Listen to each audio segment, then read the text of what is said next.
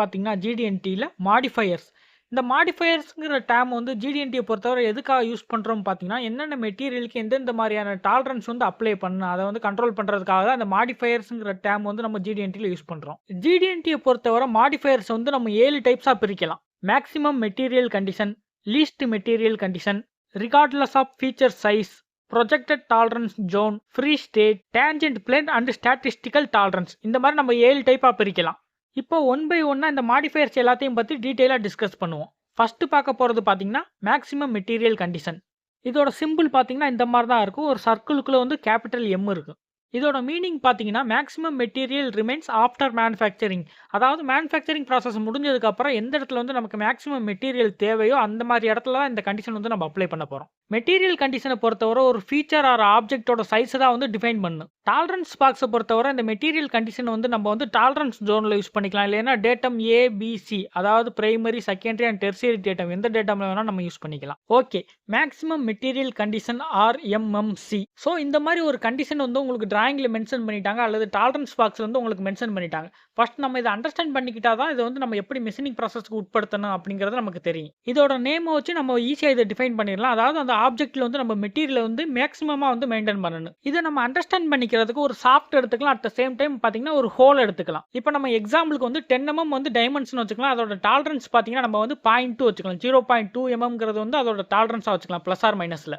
இப்போ இதோட dimension range எப்படி இருக்குன்னு பார்த்தீங்கன்னா 9.8லேருந்து 10.2 வரை நமக்கு டைமென்ஷன் ரேஞ்ச் கிடைக்கும்.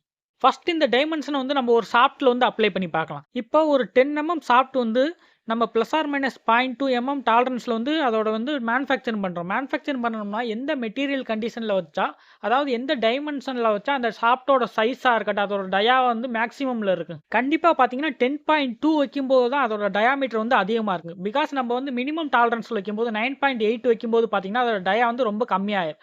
ஸோ வந்து நம்ம 10.2ங்கிறது இங்கே மெயின்டைன் பண்ணும்போது மேக்ஸிமம் மெட்டீரியல் கண்டிஷன் வந்து நம்ம அட்டைன் பண்ணிடலாம். இந்த மாதிரி சாஃப்ட்டில் வந்து நம்ம மேக்ஸிமம் மெட்டீரியல் கண்டிஷன் மெயின்டைன் பண்ணும்போது பார்த்தீங்கன்னா அந்த சாஃப்ட்டோட டயாவாக இருக்கட்டும், அதோட வெயிட்டாக இருக்கட்டும் பார்த்தீங்கன்னா உங்களுக்கு அதிகமாக இருக்குது.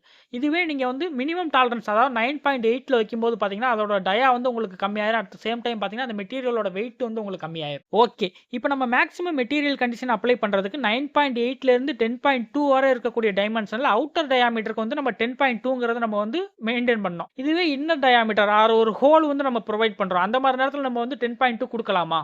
கண்டிப்பாக கொடுக்க முடியாது. இப்போ நம்ம ஒரு ஹோல் வந்து நம்ம மேனுஃபேக்சரிங் பண்ணுறோம், மிஷினிங் பண்ணுறோம்னு வைங்க. அதில் மேக்ஸிமம் மெட்டீரியல் கண்டிஷன் அப்ளை பண்ணணும்னா அந்த மெட்டீரியல் வந்து அந்த ஆப்ஜெக்ட் வந்து மேக்ஸிமம் வெயிட்டில் இருக்கணும் வித்தின் த டாலரன்ஸ்குள்ளே.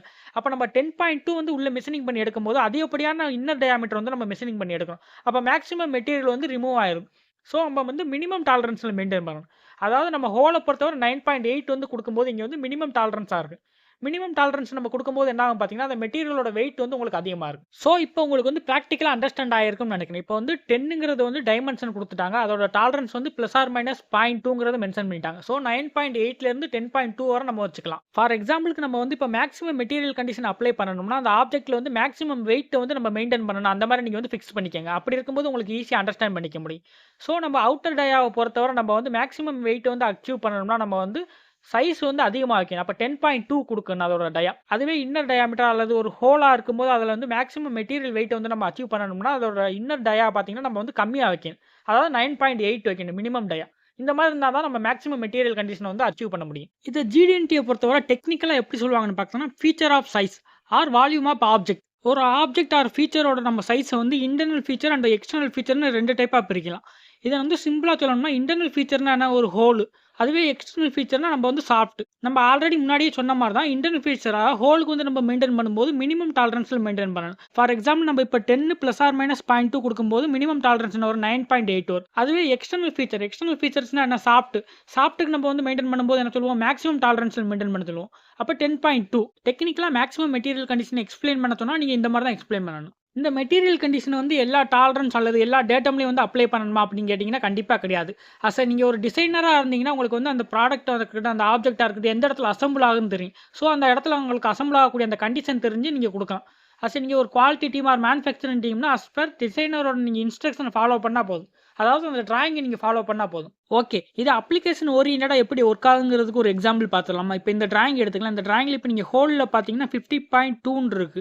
அதோட டாலரன்ஸ் பார்த்தீங்கன்னா 0.1ன்னு குடுத்து மேக்ஸிமம் மெட்டீரியல் கண்டிஷன்ல வந்து மெயின்டெயின் பண்ண சொல்லியிருக்காங்க. நம்ம ஆல்ரெடி சொல்லிட்டோம். ஹோலுக்கு வந்து மேக்ஸிமம் மெட்டீரியல் கண்டிஷன்ல மெயின்டெயின் பண்ணோம்னா, நம்ம வந்து மினிமம் டாலரன்ஸ்ல மெயின்டெயின் பண்ணணும் அப்படின்னு சொல்லியிருக்கோம். ஸோ இந்த ஹோலோட டாலரன்ஸ் என்ன 50.2ல இருந்து 50.3 வரை இருந்துக்கலாம். அப்ப நம்ம மினிமம் டாலரன்ஸ்ல மெயின்டெயின் பண்ணோம்னா 50.2 மெயின்டெயின் பண்ணாலே உங்களுக்கு போதும். கரெக்ட்டான ஃபிட் இருக்கு. அதுவே இந்த சாஃப்ட்ட பாருங்களேன். சாஃப்ட்ல பார்த்தீங்கன்னா 50.3 குடுத்துருக்காங்க. அப்ப அந்த 50.3 வந்து மேக்ஸிமம் மெட்டீரியல் கண்டிஷன் நம்ம அப்ளை பண்ணும்போது 50.3 தான் குடுக்கணும். இந்த மாரி நம்ம சாஃப்ட் அண்ட் ஹோலுக்கு வந்து மேக்ஸிமம் மெட்டீரியல் கண்டிஷன் அப்ளை பண்ணும்போது பார்த்தீங்கன்னா, அதோட ஃபிட் வந்து டைட்டா இருக்கு. எந்த ஒரு சேக்கு இல்லாம இருக்கு.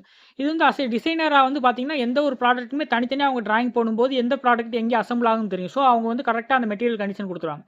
நீங்க மேனுஃபேக்சரர் ஆர் குவாலிட்டி டீமா இருக்கும்போது அஸ் பெர் அந்த டிராயிங் ஃபாலோ பண்ணா மட்டும் போதும். இந்த மேக்ஸிமம் மெட்டீரியல் கண்டிஷன் நம்ம மோஸ்ட்டா எங்கெங்கெல்லாம் அப்ளை பண்ணுவோம் பார்த்தீங்கன்னா, ஹோல் அண்ட் சாஃப்ட்ல மட்டும் தான் அப்ளை பண்ணுவோம்.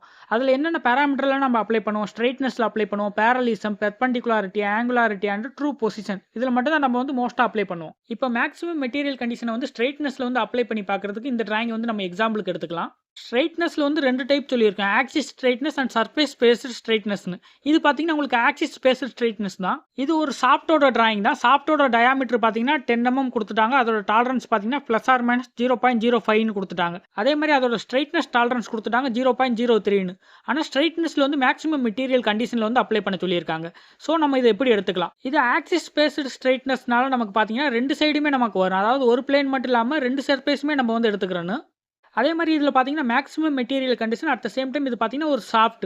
சாஃப்ட்ல இருக்கும்போது மேக்ஸிமம் மெட்டீரியல் கண்டிஷன்னா என்ன பண்ணுவோம்? நம்ம அதிகப்படியான டயால வந்து மெயின்டெயின் பண்ணணும். அதிகப்படியான டயால வந்து மெயின்டெயின் பண்ணும்போது பார்த்தீங்கன்னா, உங்களுக்கு அந்த ஸ்ட்ரெய்ட்னஸோட டாலரன்ஸ் பார்த்தீங்கன்னா, 0.03 அதாவது பிளஸ்ல இருக்கணும். மைனஸ்ல வந்துறக்கூடாது. இந்த மாரி நீங்க பிளஸ் வேல்யூல நீங்க மெயின்டெயின் பண்ணும்போது, இந்த ஸ்ட்ரெய்ட்னஸ் வந்து நீங்க அச்சீவ் பண்ணிடலாம் மேக்ஸிமம் மெட்டீரியல் கண்டிஷன்ல.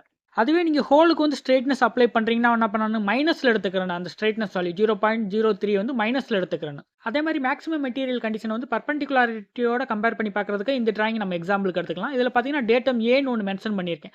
ஆல்ரெடி நம்ம சிம்பிள்ஸ பத்தி நம்ம படிக்கும்போதே வந்து எங்கெங்கே டேட்டம் யூஸ் பண்ணணும் அப்படிங்கிறத நம்ம பார்த்திருக்கோம். பெர்பெண்டிகுலாரிட்டி, பேரலிசம் அண்ட் ஆங்குலாரிட்டி எல்லாமே பார்த்தீங்கன்னா, உங்களுக்கு ஆங்கிள பேஸ் பண்ணி தான் வரும். அப்போ உங்களுக்கு ஒரு ரெஃபரன்ஸ் ஒரு டேட்டம் தேவைப்படும். அதனால தான் இங்க வந்து டேட்டம் ஏங்கிறத எடுத்திருக்கேன்.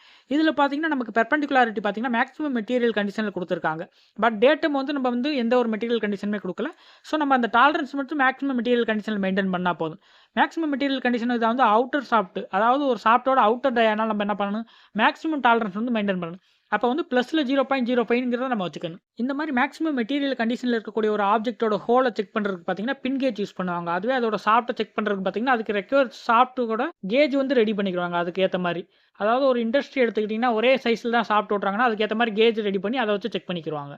மாடிஃபை